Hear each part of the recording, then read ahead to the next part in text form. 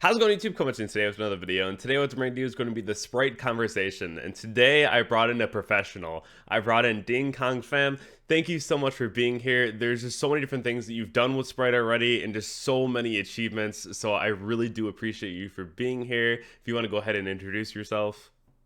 Yeah, hello guys. My name is Dinh Khang Pham, and you might know me from the Spright group or like from my Sprite deck profiles. I'm a competitive player from Germany, and right now I'm the captain from the competitive team Junk's Playground.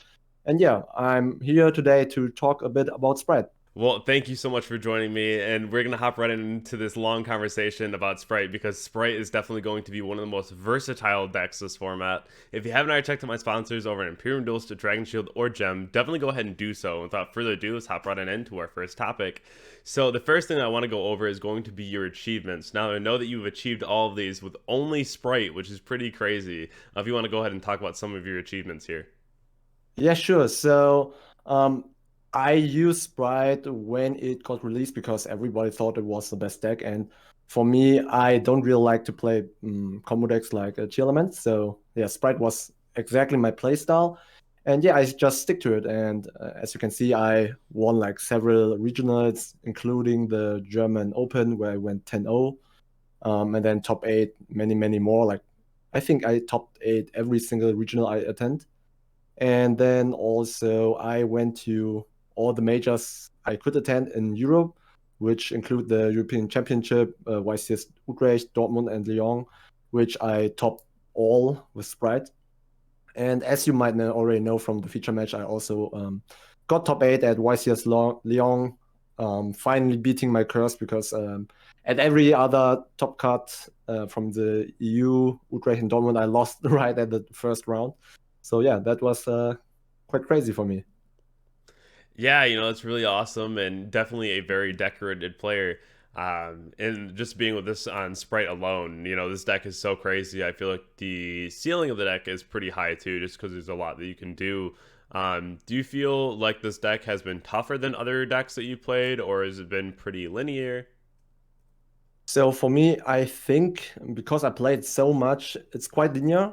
But actually, because I'm also doing coaching, I realized that people are struggling with the lines where you have to go for the OTK, or look. You need to know what your opponent is doing. Like you need to know tier basically perfectly to know how to stop it the most efficient way. So yeah, I also played every other deck and played against every other deck that exists in the tier list. So I think that's a big reason why I performed that well. And yeah. No, yeah, that's awesome. There's definitely a lot to know when you're playing Sprite. So especially looking at a lot of the matchups, even the new ones that come out, and having to deal with like a lot of back row as well. We're looking at one right now being Trap Tricks, and this deck definitely just popped out of nowhere because of the structure deck. So it's been really popular, and it's been putting up some results. Do you think that Trap Tricks is actually going to be a really good deck moving forward, or you think that it just has a lot of surprise factor right now? I think it's quite of both, but overall, it's a deck that will thrive on the fact that nobody's really main decking good back removal besides evenly is played right now in the main deck in some lists, but it's not the norm right now. And while Trap Trick is let's say more or less a budget deck, it's putting up a really strong end board with like two card combos. So it's quite consistent, and if you just upgraded it with some tools like Pot of Prosperity and so on, while increasing the consistency and also putting in some hand traps, I think it's a solid tier two right now. And maybe after a ban list, it might be even a tier one, depending on how many decks will die. And yeah. Yeah, it's definitely very interesting. We're seeing a lot of results with this already, so definitely really cool. I know the deck has its own Brigadine, and so that's really nice too because you can activate it at the turn that it was set the same way. Definitely a lot of different things that this deck can do, especially like the double Reflagel play is pretty crazy. This card's really nice. And a lot of the hole trap cards, we always joke that they're just like playing third with, the trap cards or whatever, but like Reflasia just means that you get them on command, so like that's pretty cool too. Those cards are always going to be really insane. Even like bottomless, which seems harmless. If you have a Rafflesia against like a pendulum summon, it's just easily one of the craziest things that you can do to go ahead and just banish them all. So yeah, definitely a really cool card in general, but we'll have to see if Trap Tricks can keep on winning once the format gets a little more figured out. Talking a bit more about Sprite's matchups, more so talking about like the back row decks or even the more popular decks right now, being as Kashtira is definitely one of the decks to look out for. Do you think that Sprite has a bad matchup against Kashtira or actually pretty good? I think in general, when you're looking at the decks in the vacuum, Kash is making up a board which maybe have like the Rise Heart on, maybe not. But the advantage of Spright is that you can just make Zeus without any monster effects. And that's one thing that is, I think, the reason why the matchup is in the favor of Spright, because both decks will play non-engine, of course. But first, Spright can play a bit more, or at least the same amount of the Kash. And also, you have the fact that you can just push out Zeus so consistently without anything, without any effects. And that's why I think it's more in the favor of Spright. But overall, if they start to go after Spright more, which they are not right now because they are concentrating on the mirror match, I think the matchup will get worse. But right now, I think the matchup is quite good because every Kash player is literally going for the mirror match and they are attacking for the mirror match. So Sprite is quite good in that sense. Yeah, I definitely think that it's really nice too because D Shifter was always a really crazy card, and a Rise Heart is basically just an at will D Shifter. And Sprite was always the option to go ahead and try to play through the heavier graveyard hate decks because of the fact that you can just make cards like Zeus. You don't really rely on your graveyard super hard to be able to pop off. So there's a lot of really cool things that you're able to do with Sprite that I think that a lot of other decks try to do. And then I also really just like how generic a lot of the deck feels. Like you don't really have to do a whole lot to gain a lot of advantage. Just sprint alone is pretty crazy. Being able to dump Angler, some beavers, like your board gets pretty huge. We'll talk about some other tech cards later on that I think make the deck a lot better. But the other thing that I really want to bring up is going to be the same type of deck as Trap Trick, talking more so about Labyrinth. Labyrinth is a pretty crazy deck that a lot of people have been moving to just because of the fact that you have so much advantage that you can utilize. Big welcome, welcome. The field spell, which is an additional pop. And then you also just have the availability to run a lot of floodgates. So I do think that Sprite might have a harder time moving into like 5 back row. But what do you think your matchup's like whenever you are facing down a situation like that? So for me, playing against Labyrinth and Trap Tricks just feels like you have to high roll them basically, or they have to low roll. Um, Most people are not citing like enough back row hate, and when they do win, it's most likely because the opponent misplays or they really high roll hard. And in my opinion, that's why you will see later on my list. I side deck so many removal cards for back row because you just cannot play a tournament without enough back removal because they will, on average, just go for like set 4, set 5, and you might play like 3 evenlies and 1 duster, sometimes even no duster. It won't do enough just because also evenly is not that great in my opinion against Labyrinth. Only if you combine it with like an Ash, or you will see later my deck like Ghost Spell and so on, just to stop their grind game and yeah, pushing all the floodgates out and stopping the grind game. Because if they start to get all the advantage from like Lady, from the big welcome, where they bounce a Lady back to hand and you will evenly them, they will just keep the floodgate. You will still lose at that point. So that's why you really, really need to prepare your side deck for it. Otherwise, I think you're just praying for a high roll. Yeah, and Ash is kind of just a god card this format. It's pretty insane. Having that just alone, especially against like you were saying, the evenly with an Ash on the welcome is pretty nice. A lot of different things to consider. But I do think that evenly in general has always been one of those cards that's either been like real good or just real bad. I know that a lot of people are citing the Lancias right now for decks like Runic as well, and then also just Kashtira, of course. But it just makes a lot of situations with evenly feel a lot worse too. So Definitely really interesting. I know that a lot of people don't really like Lightning Storm either, because we're seeing a lot of people playing cards like Lord of the Heavenly Prison in the Labyrinth deck, which I'm sure could end up transferring over to even Trap Tricks. We'll have to see. But definitely a very popular card at the moment. The next thing that I want to bring up, though, is going to be Mosquito. Now, I have heard a couple of people saying that they were trying to like cut this card, but I don't know why. I don't know if you could shed some light on that as to know if people are actually doing that, but I think this card is probably the most broken one in the extra deck, just being the fact that, again, you can just go ahead and not take any repercussions from battling something to go into Zeus. This card allows you to OTK going second. Like, this card's actually just insane. Yeah, actually, people are trying to cut it sometimes. They are fixing back they're going back to the Sky Calf sometimes just because it can out a Mirror Jade without triggering his effect, so you won't lose your field.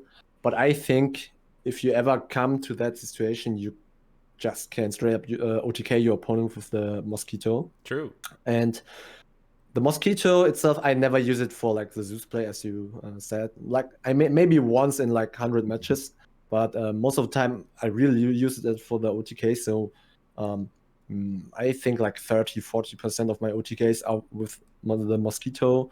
He's such a great tool in the deck. I think Spright wouldn't be that great without Mosquito. Like when he came out, I kind of ignored him because I didn't see the OTK potential. But then when I really read him and understood him, it was like new world. The sprite that got like insane after that.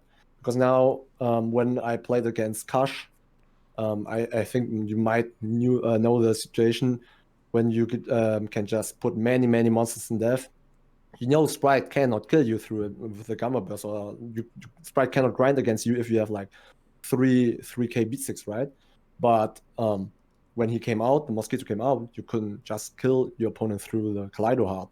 And yeah, that's why he's such a great tool. And also, when you're playing against something like Cash, there's some neat things you can do with him. Is if you cannot kill your opponent entirely, now you can go for basically a lock where you end on like the Mosquito and bunch of negations like Red Carrot and the Trap, the Double Cross, where you will burn him down to like 2k, round about that. And then he has to attack because Mosquito is forcing you to attack if he can. So if he does nothing, of course he will die. And you will just leave a bit of field on his side, so he cannot like special from hand, so he has to do stuff. He has to use bursts, which you can negate with Carrot and so on and so on. And at some point, he has to attack or he won't attack you, and he knows that he will basically die. And I did it to some Cash players, and it's quite neat that you can do it. But I think people didn't like know that you can just basically lock your opponent at some game states. And yeah, I just want to tell about it. Yeah, Mosquito is definitely a really cool card, and it's definitely something that I would probably just never cut from my list, you know? Mm. The card is just insane. I knew the first time that I read this, and then I heard about the Sunfish card that people were playing too, to Oh go ahead yeah. and just like really go for game with that. I thought that was really cool. So Yeah, definitely something that I feel like is a staple in the extra deck at the yeah, moment. it's quite funny how people are always reading it like 3 times. Like it's not once per turn. It's what? Yeah. Cards like that, you know, it's just wild every single time that you're just like, wow, so not OPT, nice. Yeah, that's insane every time. So the next thing though, I've been seeing a lot of people talk about this. Some people play it, some people like it, some people don't. Droll this format. I think that it's definitely one of those cards where when it's good, it's literally just game ending the best card in the game. And then when it's bad, it's like the worst brick that you could have in your hand. But like, where do you think it falls this format, and what matchups do you think that it's more impactful against? So I think a Lockbird is 100% include in Sprite because Sprite has to play, if you play the pure version at least, has to play the game plan that you will stop your opponent for at least one turn or like lower their ceiling for one turn so you can either wipe their field with Zeus or OTK them. And Lockbird is doing such a great job because as you said, when it hits, it's like game ending. For example, if Kash, which is like arguably the best deck right now, when they do start with the field spell, terraforming or prosperity, it's a literally game. They won't do much. Depending on their hard draw non-engine, of course, they might still stop you, but that's like based on luck. But in general, when you just throw it early as possible against Kash, it's really, really good. And then there are like, because we're in open format right now, there are many, many decks who will play like Brave engines, um, Punk engines, maybe Tritron and so on, Dark World. People are trying out decks, right? It's a new format. You can play your old decks again. People are trying out stuff. They are playing more greedy. Decks are not streamlined right now, so Lockbird will always hit something.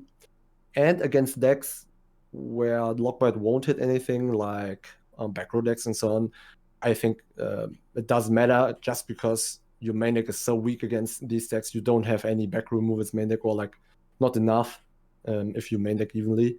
So having Lockbird or not doesn't matter there. And yeah, I mainly play it, as I said, for to get the opportunity to basically OTK my opponent most of the time, to simplify the game state. And also when you are building your board, you want to have something like you want different layers of disruption. So people are main decking Lava Golem and board breakers and so on. So only having stuff on board is not strong enough, and having like a Veiler in hand is also not good enough if you have to face like Kashira. If you throw, if you're getting Lava Golem, but then throw a Lockbird on their Pot of Prosperity or something, they won't do anything either. So you will get your turn back, and yeah, you can go for like a Zeus or an OTK next turn, which I quite like right now. Yeah, no, definitely. That's really insane too. And Droll is definitely one of those cards, especially thinking about like Dark World and how people are actually really on that deck right now too. Definitely could end up being just a really solid option for the format. And Unsolved alone, there's so many different options at the moment. And that's one thing too that I think that a lot of people are just not used to anymore because tier was just so like one-sided. Mm, Of course, before we got cards like Inscription and whatnot, like that card was insane. yeah. Good for one event. But beside that, it's just like Droll in general, I could see moving forward as being a very crazy card, especially if we start getting decks that are like the best decks of the format and they all just want to search. So definitely understandable. But looking at other engines, I know that you talked about like the adventure engine. Where do you feel like this falls in Spright at the moment?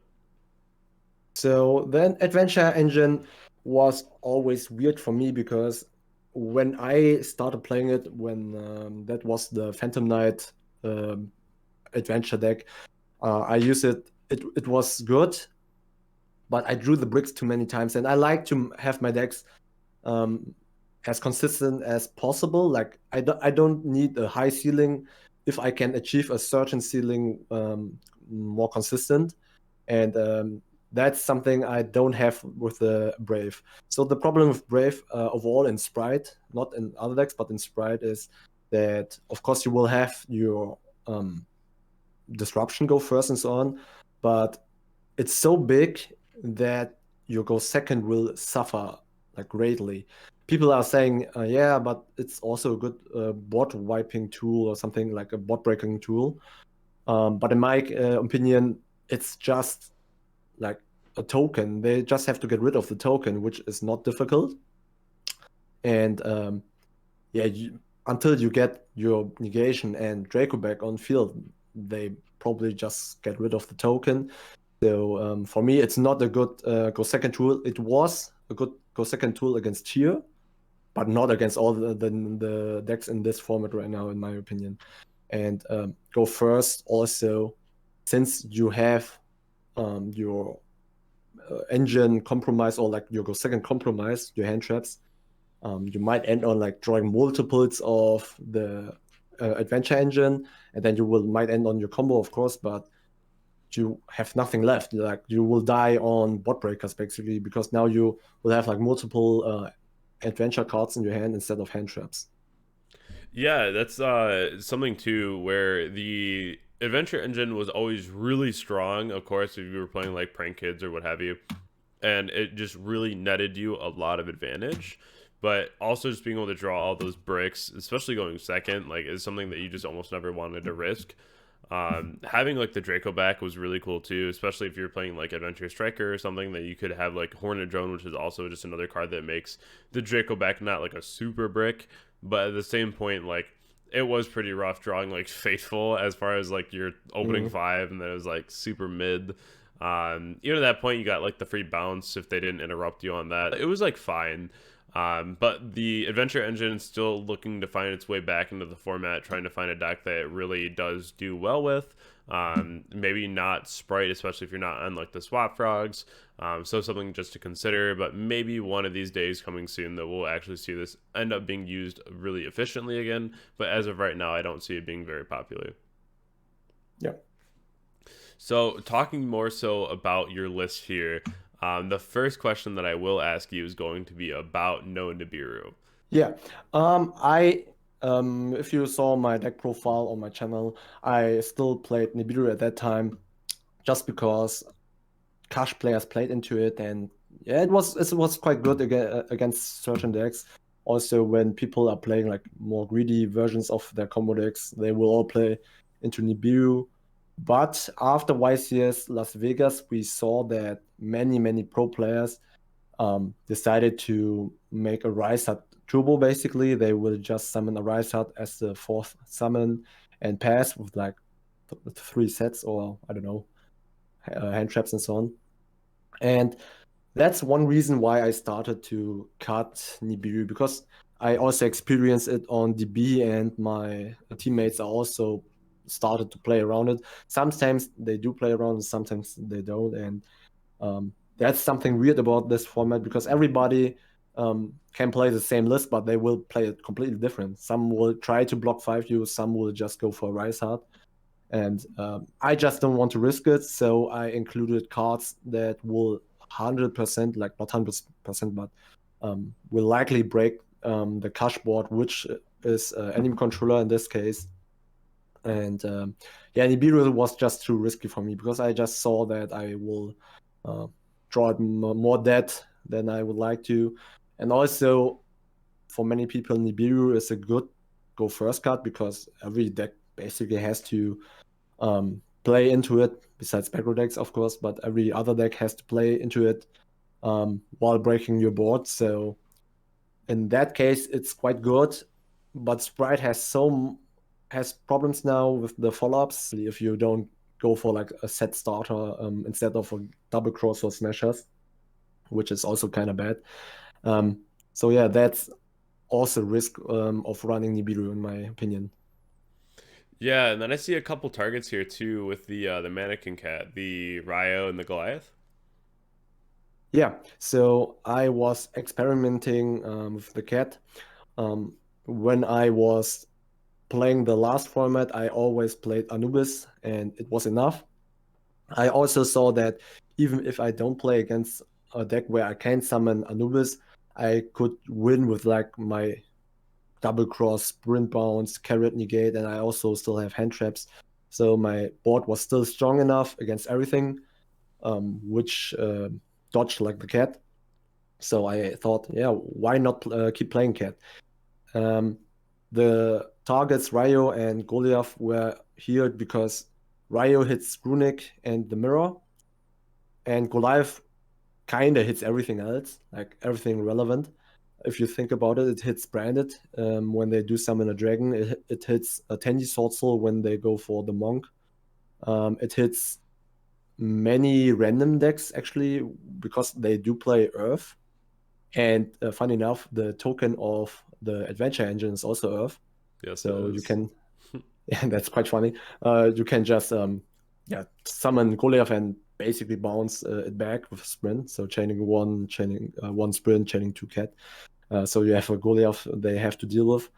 Um, and overall, I think Ryo and Goliath will handle most decks. You can play additional targets, of course, against other decks with other tools, but I like it for now.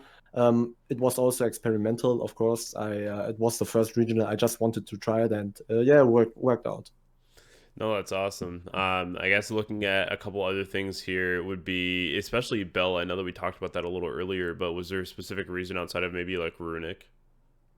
Bell was mainly here for the branded matchup. Um, so can see this list and compare to my deck profile on my channel. I changed a few things like Lancea 2, a Bell, and of course Nibiru's just because of the YCS. Um, Bell was here for the explosion. So while they can set up something like the Mercury, the hand trap, you still have other hand traps to stop it, right? But most of the time it will end on that they will use explosion, like shotgun on your draw phase to summon out the gimmick puppet nightmare. And you can throw the ash on it because one target is in the graveyard most of the time. And also I was thinking about other matchups too, because you can also play Bestials, which is kind of stronger against Branded because now you also have bodies on field, but they don't overlap into other matchups. For example, if you run Bell against Labyrinth, that is quite strong because now you can hit the big welcome, which kind of kills the grind game. And also now you have basically 6 ashes because Ash can hit like the normal welcome and the Bell can hit the big welcome too. And against decks like Runic, Naturia, Ishizu, you can hit the Cricket summoning back from the graveyard. That's also huge.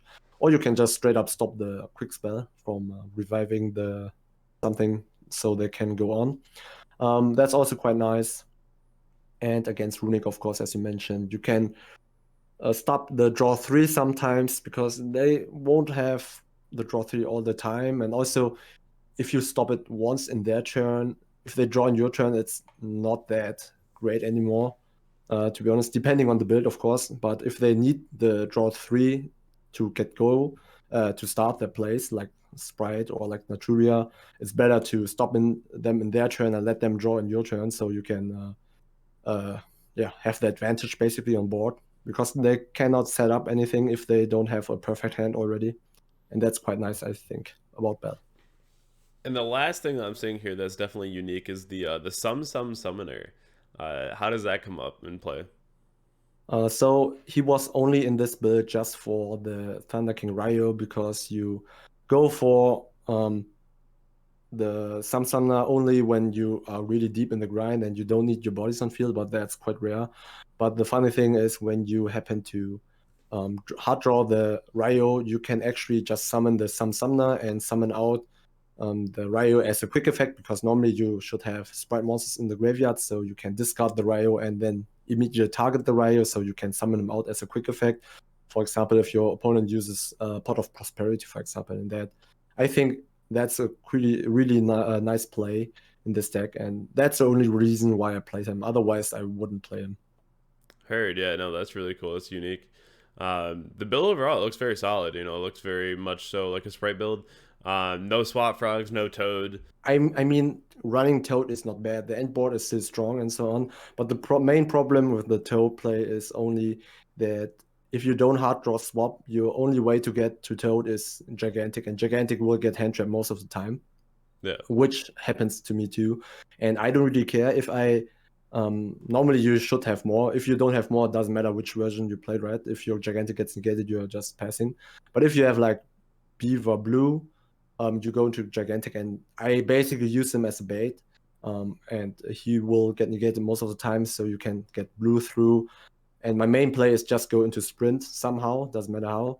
And you will always get 2 bodies, right? So these 2 bodies will get your main disruption.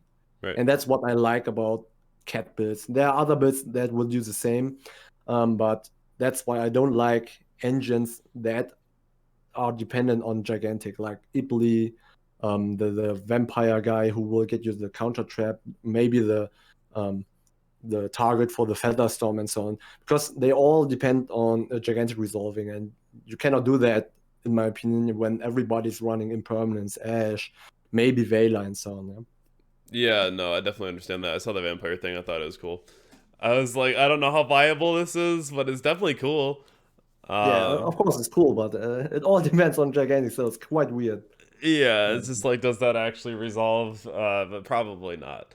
But I do appreciate all the input today and really having this conversation about Sprite because, again, I feel like the deck is so versatile. So many different things that you can do with the deck. Definitely go over and check out his channel too. I'll put it all down in the description below. Definitely go and subscribe. Let's get him to 2,000 subscribers for the next week. That'd be yeah, awesome. thank you. Any final thoughts in the conversation? So if you need anything, just message me, comment on my video. I will try to answer every question. And if you suggest any video ideas, what do you want to see about Sprite or other topics, I will just try to do it. And yeah, thank you for the discussion, man. Yeah, absolutely. It's been a really fun video. And if you guys haven't already checked out my Discord, Twitch, Twitter, Instagram, definitely go ahead and do so. If you want to coach a session or a Metafy, definitely PM me on Discord if you have any questions. And I hope that everyone has a great night. Catch you all in the next video. Thank you. See ya. Bye.